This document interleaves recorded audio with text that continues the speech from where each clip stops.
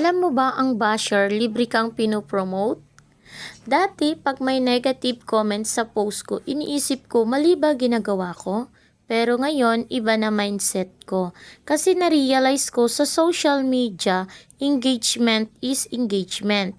Kapag may nag-comment, kahit negative pa yan, pinapakita lang sa algorithm na active ang content mo. Ibig sabihin, mas maraming nakakakita, mas maraming naaabot.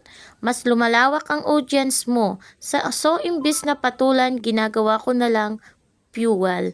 Habang sila nagko-comment, mas tumataas ang reach, mas dumadami ang views, mas lumalapit ako sa goal ko. Basher doesn't stop you. It pushes your content further. Kaya tuloy lang, push lang, live lang, work lang, kasi sa dulo, consistency ang panalo. Every comment is engagement. Every engagement is a growth. Kaya ano pang hinihintay nyo? Hello, good morning!